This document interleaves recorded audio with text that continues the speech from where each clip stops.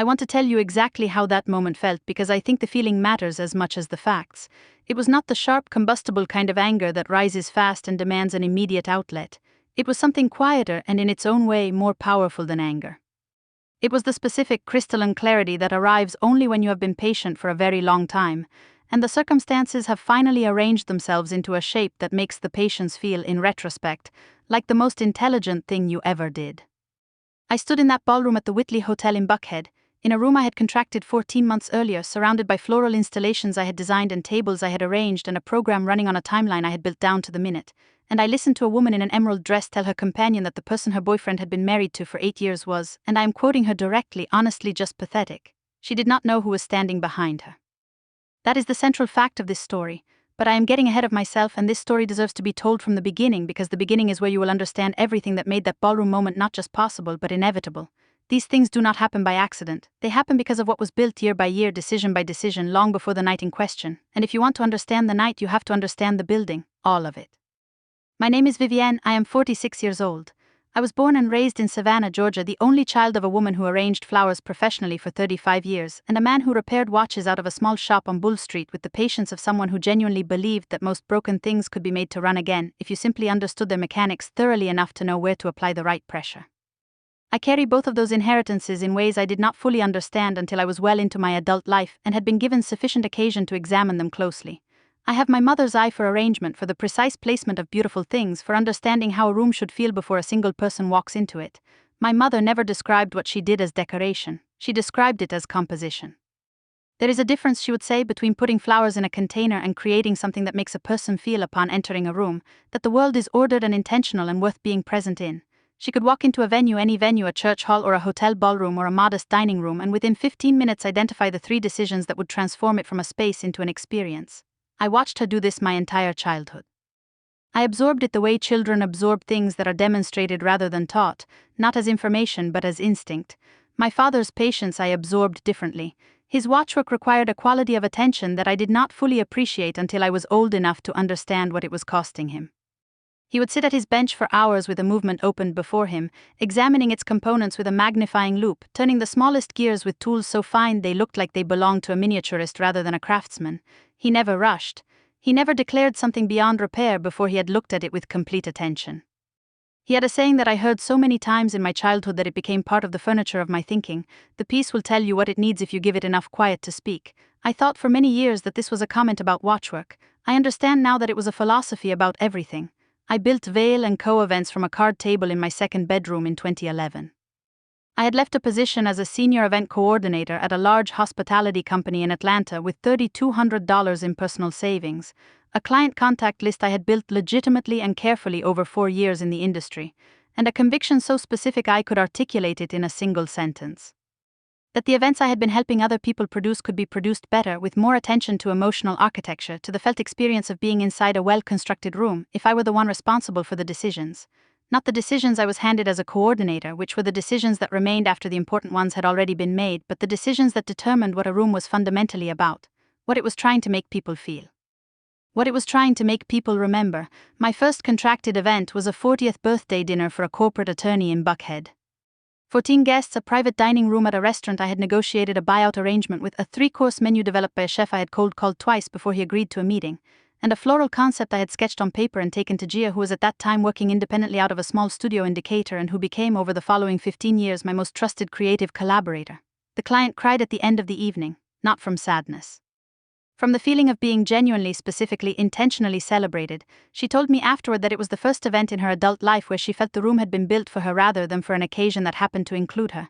She referred me to 4 people within the month. 2 of those referrals became long-term clients. One of them was on the board of the Atlanta Children's Foundation. I want to tell you about those early years of Veil & Co. in some detail because I think they are essential context for everything that followed, and because the story of those years is not simply a professional origin narrative. It is the story of what I was building before I understood the full significance of what I was building, before I had any reason to understand that it would one day matter in ways that had nothing to do with professional achievement. The first 3 years were the most demanding and in their own way the most clarifying I have ever experienced. I was working alone, which meant I was simultaneously the creative director, the production manager, the client liaison, the vendor negotiator, the bookkeeper, the proposal writer, and the person who arrived at venues at 6 in the morning to receive deliveries, and left after midnight when the last vendor had broken down and departed. I was sleeping approximately 5 hours a night during event weeks and spending the remaining hours on the logistics that would make the event week possible. I had no staff, which meant every error was mine, every solution was mine, and every decision about what the company would and would not stand for was mine without the moderating influence of other opinions. This was, I came to understand, an education that could not have been purchased. The errors taught me things that no amount of planning could have taught me in advance. The vendor who failed to deliver the correct linen order on the morning of a seated dinner for 220 guests taught me to have a contingency supplier on call for every critical item. The lighting designer who misread the technical specifications for a venue's power load and blew a circuit 40 minutes before a keynote speaker was due at the podium taught me to conduct my own technical walk-through independent of the vendor's assurance that the walkthrough had already been completed. The client who changed the guest count 3 times in the final week and expected the catering contract to accommodate each change without penalty taught me to write contracts with modification clauses that protected the production timeline as firmly as they protected the client's satisfaction. Every error was expensive. Every error was formative. I did not repeat them. By 2014, when Marcus came into my life at a mutual friend's dinner party, Vail & Co. was generating just under $500,000 annually, employed 2 full-time staff and 4 reliable contractors, and had produced 3 charity galas that the Atlanta social community had responded to with the particular warmth that event professionals recognize as the highest form of professional validation. People calling to ask who had done the event before the host had finished saying thank you. My name was beginning to mean something in rooms I had not yet been in. That is a specific and satisfying feeling, and I had earned it without assistance, without a partner's income to cushion the early years, without a network inherited from family connections or a prestigious employer's brand. I had earned it from a card table in a second bedroom and a conviction about how a room should feel. Marcus Whitfield was 44 years old when we met. He was a senior portfolio manager at a wealth management firm in Buckhead, the kind of firm that occupies an entire floor of a glass building and whose name appears in discreet gold lettering on the lobby directory. He was intelligent, well-read, and possessed of a conversational fluency that made everyone in his vicinity feel briefly like his most valued audience. He was attentive in the particular way that analytically gifted people can be attentive. He noticed things, retained details, referenced them in subsequent conversations in ways that produced the sensation of being genuinely known. It was, for 14 months of courtship and several years of marriage, a genuinely compelling quality. I say was not because it disappeared, but because I eventually came to understand that attention and investment are not interchangeable, and that Marcus had been offering me one, while the other remained structurally unavailable to him in ways I did not fully appreciate until there was sufficient distance to see the pattern clearly. We dated for 14 months before he proposed. He proposed on a Saturday morning in my apartment, not with ceremony or elaboration, simply by placing a ring box from an estate jeweler on West Paces Ferry Road on the kitchen table beside my coffee and saying he had been thinking about it for longer than was probably reasonable, and had concluded that continuing to think about it instead of asking the question was a form of dishonesty he was no longer willing to practice. I said yes, I meant it entirely. We married at a vineyard outside of Dalunga in October of 2016, 60 guests, a string quartet, and a reception that extended until 2 in the morning because the night was warm and the music was good and nobody felt the particular obligation to depart that overtakes guests at events that have not been produced with sufficient care to make them want to stay. My mother did the florals. They were the most beautiful arrangements I had ever seen her produce, and I have been watching her produce beautiful arrangements since before I understood what beauty was. My father, who was managing a tremor by then with medication and a refusal to discuss it, danced with me for the entirety of one very long song and told me afterward that Marcus had better understand what he had. The way he said it was gentle, the weight behind it was not. For the first several years we were genuinely functional together, in the ways that matter and in ways that went beyond the functional. We were good company for each other. We shared the quality of spending time together in a room without requiring the time to be structured or produced. We talked about work with real mutual interest, or what presented itself as real mutual interest, and I did not examine the distinction carefully enough or early enough to understand what I was actually receiving and what I was simply interpreting as its equivalent. He was proud of what Vail & Co. was building in the way that people are proud of things that benefit them. He attended every major event. He was present in the social context my company created, and he was easy and articulate in those contexts, and he came home afterward and said the events had been good in a tone that carried no awareness of what had been required to make them so. I did not correct this. That is the piece I am most honest about when I am being fully honest about those years. I did not correct it because I did not want to diminish something that appeared to be appreciation by pressing it into accuracy. I told myself that he knew what the work cost even if he did not say so explicitly. I told myself that his pride was real even if his comprehension was incomplete. I accommodated the gap between what I needed him to understand and what he actually understood, and I did so for years with a patience that I now recognize was not entirely the virtuous kind. Some of it was avoidance. I am capable of avoidance. It is one of the things Dr. Osai, my therapist, and I have spent considerable time examining. The marriage began its slow erosion at a point I can now identify with reasonable precision, though I could not identify it as it was happening. Approximately 3 years before Marcus left, something in the quality of his presence in our shared life began to shift. Not dramatically, not in ways that announced themselves as significant, in increments. In the gradual compression of conversations that had once been expansive. In the replacement of genuine curiosity about my work with the kind of polite inquiry that fulfills a social obligation without requiring actual engagement. In the way weekends that had once been genuinely shared time became parallel activities conducted in the same house by two people who had, without announcement or decision, stopped orienting toward each other. I want to describe this period carefully because I think it contains something important that gets lost in the summary versions of stories like this one. The erosion of a long relationship is not in most cases a dramatic event. It is an atmospheric change so gradual that the people inside it can mistake it repeatedly and convincingly for something temporary. A difficult quarter at work, a period of mutual exhaustion, the natural settling of a long partnership into a quieter register. I made all of these interpretations. I was thorough and creative in my interpretations. I had a significant professional investment in the stability of the life I was living, and I applied to that stability the same quality of attention I applied to my events. I looked for what was needed to maintain the experience of the thing, and I provided it, and I told myself that maintenance was sufficient. It was not sufficient. But I did not understand that until the capacity for maintenance had been exhausted, he told me on a Thursday evening in March. He sat at the kitchen table with the posture of someone who had rehearsed the words to the point where they had become slightly detached from the feeling behind them, and he said that he had been seeing someone for approximately 5 months, that he believed the marriage had completed whatever arc it was going to complete, and that he thought honesty at this stage was more respectful to both of them than continuation. I asked one question. I said, "What is her name?" He said, "Portia." I absorbed this. Then I said very quietly that I needed him to leave the house that evening. He left. I sat at the kitchen table with my hands flat on the surface for a long time, not crying, not reaching for my phone, not doing anything that would have appeared from the outside as coming apart. I was thinking about sequence, about what needed to happen in what order, about the 11 weeks between that Thursday evening in March and the Children's Foundation Gala at the Whitley Hotel in Buckhead. The work was not indifferent to my pain, but it did not pause for it either. I showed up, I produced the room, and I had no knowledge in those 11 weeks that Portia would be standing inside it when the room was finished. I found out she would be attending 3 weeks before the event. Gia, my floral collaborator of 15 years, mentioned it in the careful way that people mention things they believe you deserve to know but are uncertain about the receiving. She had overheard Marcus at a function telling someone he intended to bring his girlfriend to the Children's Foundation Gala. She told me with the particular delicacy of genuine care. I thanked her. I returned to the production schedule. I did not call Marcus. I did not contact the Foundation's board, which controlled the guest list independently. I did not change a single element of the event. What I did was make sure the event was precisely what I had promised it would be. Every element, every decision, every detail that I had been working toward for 14 months was executed at the standard I had set for it at the beginning of the production cycle, without reduction, without the kind of corners that can be cut when the producing organization is under personal stress and the client would not notice. I did not cut corners, not because I was making a point, though I understand why it might appear that way in retrospect.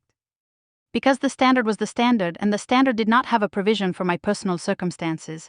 I want to describe the event in its physical detail because the physical detail is not decorative in the context of this story.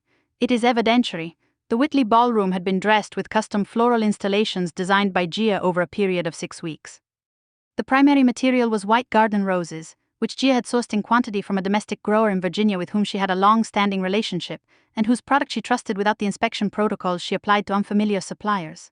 The secondary materials were eucalyptus and pale gold orchids, the orchids sourced from a specialist grower in the Netherlands whose work I had been following for 2 years after seeing it referenced in a European event design publication. The orchids had been ordered 8 weeks in advance, with a backup order placed simultaneously with a domestic supplier against the possibility of customs or shipping delays. They arrived intact on schedule in the precise coloration Gia and I had selected from the grower's samples. The table linens were Dupioni silk in ivory, custom cut. The Whitley's ballroom tables are not standard dimensions, a detail that most event producers working in that venue for the first time discover during setup when the standard cut linens create an improper drape. I had produced events in that ballroom twice before and had the measurements in my production files. The linens were cut to specification by a textile supplier in the garment district in New York with whom I had worked for 3 years, and who understood that when I said custom cut I meant within 1/8 of an inch. The centerpieces were tiered, each one a different height, a design principle I had been developing across successive events for the better part of 5 years. The underlying logic is about how the eye moves through a seated room during a long dinner program. Uniform centerpiece height creates a visual plane that the eye crosses once and then dismisses. Buried height creates rhythm, draws the eye repeatedly through the space, maintains a quality of visual engagement that has a measurable effect on how long guests remain present in their seats rather than retreating into their phones or their peripheral conversations. I had tested this across 11 events before I was confident enough in the effect to make it a Veil & Co. standard. The lighting had been programmed over 2 full days of technical rehearsal with a designer named Felix, who had been working with me for 4 years, and who understood my approach well enough to require minimal direction on the overall arc of the evening. The program moved from warm champagne during the cocktail reception to a deeper amber during dinner, producing the specific intimacy that makes a seated dinner feel like a genuine gathering rather than a scheduled event, and then opened into full brightness for the live auction, which required both the practical visibility needed for paddle recognition and the psychological effect of a room that feels activated and ready to give. These transitions had been programmed to occur on specific time codes tied to the program flow, with manual override capability held by Brie throughout the evening. Felix and Brie had rehearsed the override protocol twice. I do not leave override procedures to the assumption that the program will run exactly on time. The catering was managed by Rowan Mercer, whose boutique culinary company I had worked with 6 times in the preceding 3 years. Rowan's 6-course tasting menu for the evening had been through 4 reviews before I approved the final version. The 4th review was not because the 3rd version was inadequate. It was because I had reconsidered the 2nd course in light of a dietary restriction pattern I had identified in the confirmed guest list, and the reconsideration of the 2nd course had implications for the flavor arc of the 3rd that I wanted Rowan to address deliberately rather than by default. He addressed it well. He is a careful chef, and more importantly for the purposes of event production, a chef who understands that the meal is a component of a larger experience with its own structure and timing, not an independent performance that happens to be occurring in the same room as an event. The program ran 67 minutes from welcome remarks to paddle raise. I had built this timeline over 4 weeks of backward planning from the predetermined auction close time, accounting for applause at 12 points in the program, for the 2 minutes of transition that a stage change requires at any well-run event regardless of how well the logistics have been prepared, and for the 3 minutes I always build into the final recognition sequence because recognition that feels rushed communicates the opposite of what it intends. Every minute of the 67 had a function. None of them were decorative. When guests arrived that evening, they arrived at something that had been built with the full attention I was capable of giving it. I was in the room before the first staff member arrived, which is my practice at every event I produce. I walked the space in the specific way I always walk a finished setup, not as an inspector checking a list but as a guest encountering the room for the first time, allowing myself to experience what a person walking through the entrance would experience before my production knowledge filtered the perception. I do this because production knowledge is a form of blindness. When you know how every element was achieved, you cannot see the element as it presents to someone who does not know. You have to deliberately step out of your own expertise to see the room accurately, and you have to do it before the guests arrive, when there is still time to correct anything the room is communicating that it should not be. The room communicated exactly what I intended it to communicate. I made 3 small adjustments to centerpiece positioning on tables near the stage, where the angle of the lighting was creating a shadow I had not anticipated in the technical rehearsal because the rehearsal had been conducted without the full complement of floral mass. I repositioned 2 chairs at table 7, where the sight line to the stage was being compromised by a structural column I had accounted for in the layout design but whose shadow footprint I had slightly miscalculated. I asked Felix to bring the pre-reception lighting up by 4%, which corrected a warmth differential between the room's natural ambient temperature and the programmed scene that was creating a slight visual flatness in the space near the north entrance.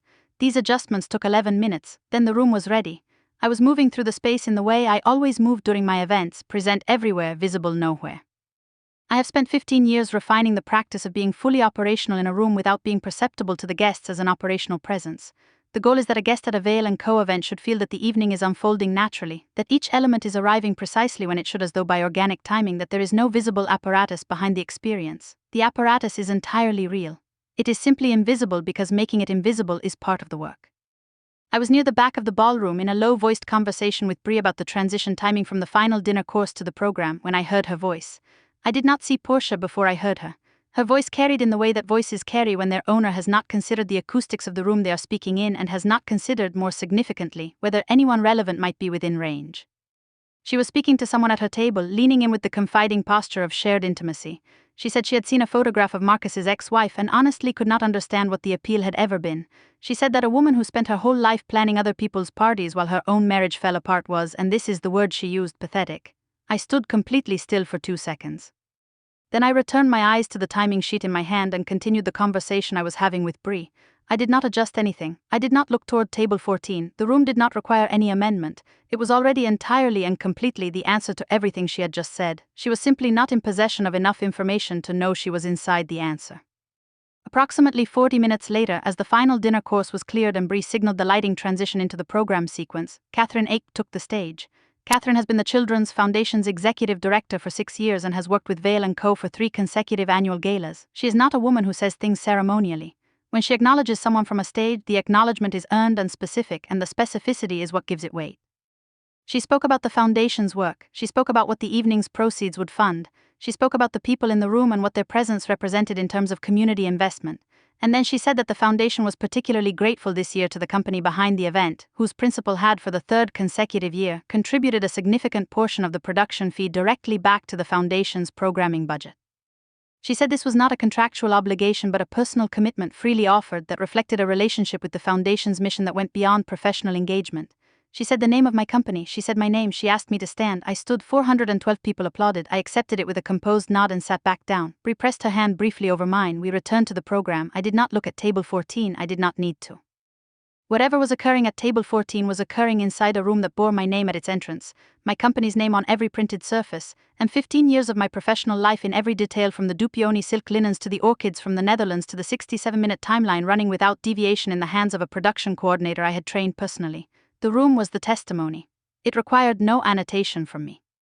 I want to tell you about the weeks that followed the gala because the story does not end in the ballroom, and because what happened in those weeks contains things that are as important as anything that happened in the Whitley Hotel on that evening. The day after the gala, I did something I had been postponing for the better part of 6 weeks. I called Dr. Amara Ose, a therapist who had been recommended to me by a colleague and whose practice was in Virginia Highland, and I made an appointment. I want to say this clearly and without the apologetic framing that often surrounds this kind of disclosure, because I think the apologetic framing is itself part of what needs to be addressed. I had been managing the emotional reality of the dissolution of an 8-year marriage while simultaneously producing one of the most complex events of my professional career, and I had been managing it largely alone, with the exception of Gia's practical support and the brief valued steadiness of Bree's presence during the event itself. I am competent at managing difficulty. I had been applying that competence to an emotional situation that was, by any accurate assessment, beyond the scope of competent management and into the territory that requires something different, something less managed and more met. Dr. Osa is a precise and unhurried woman who asks questions in the particular way that people ask questions when they are genuinely interested in the answer rather than using the question as a vehicle to arrive at the answer they have already formulated. She does not rush toward resolution. She does not offer comfort in the form of premature closure. In our first session, she asked me to describe the marriage not from the point of its ending but from the point of its beginning, and to pay attention to what I noticed in the description that I might not have fully attended to at the time. I talked for 40 minutes. When I finished, she said, "Vivienne, you have described a marriage in which you were consistently the one managing the experience of being in it. I want to understand more about what it would have looked like if you hadn't been." I sat with that question for the rest of the day. I am still, in certain respects, sitting with it. What Dr. Osa helped me understand over the months that followed was something I had been circling without being able to land on it directly. That my professional capacity for producing beautiful experiences had, over the course of the marriage, extended itself into the marriage itself in ways that were neither healthy nor sustainable. I had been producing the experience of having a good marriage with the same attention and the same standards I brought to producing events, managing the emotional logistics, smoothing the transitions, maintaining the quality of the experience for both participants, building in contingencies for the moments when the primary plan was not going to hold. I had been, in other words, running the marriage the way I ran my events, as a production whose outcome was my responsibility. And Marcus had occupied the same position in the marriage that guests occupy at an event, the beneficiary of the experience present within it but not responsible for what it cost to create. This was not Marcus's fault alone. I had built those conditions. My competence had made it easy for him to receive without contributing, and my disinclination to examine the asymmetry had allowed it to persist. Dr. Osei did not excuse Marcus from the responsibility of his own choices or minimize the damage those choices had done. She helped me see my own participation in a dynamic that had been building for years, not because I was wrong or weak, but because the same qualities that made me exceptional at my work had, in the context of the marriage, created a structure that ultimately made genuine partnership impossible. I want to say this carefully because I think it is important and I think it is easy to misread. Understanding my own participation in the conditions of the marriage is not the same as accepting responsibility for Marcus's decision to deceive me. It is not the same as forgiving the deception or diminishing it or accepting a narrative in which the deception was my fault. It is simply the more complete picture, and the more complete picture is the only one worth carrying. Carrying an incomplete picture, one in which I am purely the wronged party and Marcus is purely the cause of every difficulty, would be emotionally satisfying and practically useless. Dr. Osei was not interested in providing me emotional satisfaction. She was interested in helping me become someone who would not find herself in the same structure with the same dynamics 10 years hence. That is the more difficult and more valuable work. The divorce proceedings were managed by Priscilla Wharton, whose office is on Peachtree Street and whose approach to family law is characterized by the calm precision of someone who has seen the full range of what marriages become when they are formally dissolved, and has retained through that exposure an understanding that the person on the other side of the table is a human being in a painful circumstance rather than an adversary to be defeated. Priscilla managed the proceedings with that understanding firmly in place, which made the process, while not uncostly either financially or emotionally, considerably less destructive than it might otherwise have been. Vale & Co. was mine. This was not contested. The company predated the marriage by 5 years, the documentation of its premarital existence was complete and unambiguous, and the contributions Marcus had made to its growth during the marriage were, upon careful review, non-existent in any form that affected the legal analysis. The marital home was sold and the equity divided. The personal property of a household accumulated over 8 years was sorted through in the slow, strange way that personal property is sorted through when two people who once shared everything are determining which things belong to which life. There are moments in that process that are sadder than anything that happens in an attorney's office. The division of a book collection. The question of who gets the cast iron skillet that was a wedding gift from someone who is equally both people's friend. The artwork purchased together on a trip to Charleston 4 years ago that was hung in the hallway where both people walked past it every day. These are not large things in the context of a legal proceeding. They are very large things in the context of a life. I took my share of the equity from the Brookhaven house and applied it toward a property in Inman Park I had been watching for 18 months. It was a 1920s craftsman that had been owned by the same family for 40 years, and had been maintained with the kind of affectionate inconsistency that leaves a house with a strong character and a list of deferred repairs. The bones were exceptional. The kitchen had been updated in the 1990s in ways that were neither historically appropriate nor currently functional. The front porch had the original columns and a swing that had weathered 40 years of Georgia summers. The garden had been someone's genuine labor, and then no one's labor, and was at that particular transitional stage where it was simultaneously overgrown and full of potential, which is exactly the stage my mother's eye is best suited to. She came for a weekend 2 months after I closed on the property. We spent a Saturday afternoon in the garden, she with her professional eye and I with a legal pad making notes about what she was seeing, and she identified the bones of what the garden had once been and what it could become with a few years of deliberate attention. She identified a climbing rose that had not been properly trained in several years, and was flowering anyway out of sheer botanical stubbornness, which she found admirable. She said the rose was the garden's best quality and we should build the design around it rather than imposing a new design over it. I wrote that down. It seemed applicable to more than the garden. There are things that the experience of the past 2 years has clarified for me that I want to name directly because I think clarity that is not shared is only partially useful, and this story is being told because I believe the clarifications have value beyond my own accounting of them. The first clarification is about the visibility of work. I have spent 15 years producing events that were by deliberate design invisible in their production. The experience of being at a Vale & Co. event should feel effortless, which means that every visible element should appear to have arrived at its precise position naturally, as though the room had assembled itself out of care for the occasion rather than out of weeks of logistical planning. This is the correct approach for event production. It is not the correct approach for the other domains of a life. The visibility that I withheld from the operational reality of my marriage, the true cost of what I was contributing, the genuine labor of maintaining a household and a social life and a professional network, and a company while also managing the emotional logistics of a partnership that had become increasingly asymmetrical. That visibility withheld from Marcus allowed him to develop a relationship with the output of my work that bore no accurate correspondence to its cost. When people cannot see what something costs, they cannot value it correctly. When they cannot value it correctly, they will eventually treat it as though it were free.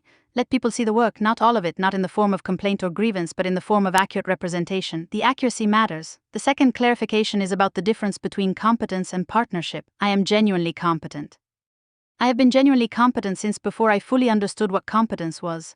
The problem with a particular kind of competence, the kind that is comprehensive and quiet and self-sufficient, is that it can create in the people around it a relationship with the competent person that bypasses genuine partnership. Marcus did not need to be a genuine partner in our shared life because my competence had made his partnership optional. I had built a structure in which his contribution was supplementary rather than essential, and the consequence of that structure was a man who had over time oriented himself toward the supplementary things, toward the pleasures and the social access and the professional benefits, and away from the essential engagement that genuine partnership requires. I built that structure. I do not say this to exonerate him. I say it because understanding my own architecture is the only way to build a different one. The third clarification is about patience as a practice with a specific application. My father's patience at his workbench was applied to mechanisms he intended to restore. It was purposeful patience, directed patience, patience in service of a specific outcome that he had clearly identified before he began the work. The patience I had been applying to the marriage in its final years was not that kind of patience. It was endurance patience, the kind that keeps you in place without moving you toward anything, the kind that mistakes continuation for progress. I want to distinguish between these two kinds of patience because I think the distinction matters enormously. Purposeful patience, the kind my father practiced, is one of the most productive states a person can occupy. Endurance patience, the kind that allows difficulty to persist because the alternative requires a decision you are not ready to make, is simply postponement wearing patience's clothing. I had been practicing the latter for 3 years before Marcus left. When he left, he gave me, without intending to, the occasion to begin practicing the former. The fourth clarification is about what rooms know. My mother said that a room always knows who built it, and I have been thinking about the full implications of that statement since she said it. She meant it practically. The room bears the evidence of the work in every detail, and that evidence is visible to anyone who knows how to read it. But I think there is something additional in it that she may not have been consciously intending. I think rooms know who built them in the sense that the builder's presence is embedded in the room structure in ways that are not visible but are felt.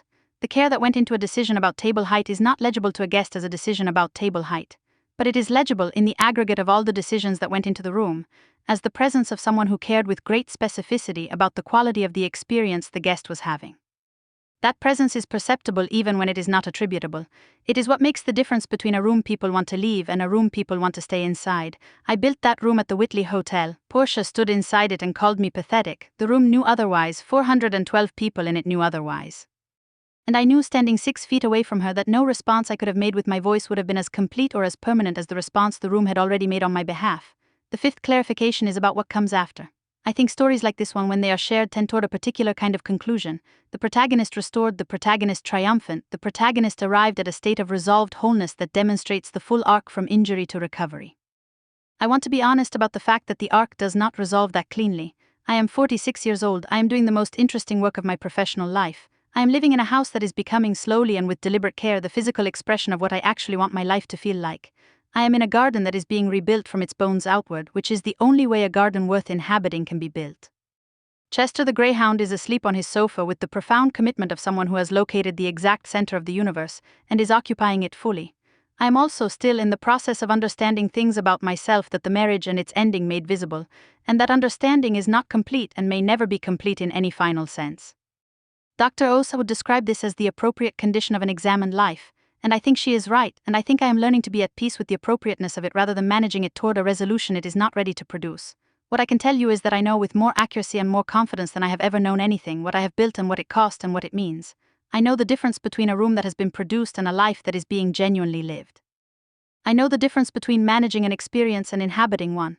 I know what my father meant about giving the piece enough quiet to speak, and I know what it sounds like when the piece finally speaks, and I know that you cannot hear it if you are too busy managing the noise to allow the quiet in. That is what the gala gave me finally. Not the moment of standing when Catherine said my name, not the particular geometry of being 6 feet from a woman who did not know what she was standing inside. What the gala gave me was the final, complete and unambiguous demonstration that the work I had been doing for 15 years was real, was mine, was capable of speaking for itself in any room I built it in, and that no person's incomplete understanding of who I was could alter that by a single degree.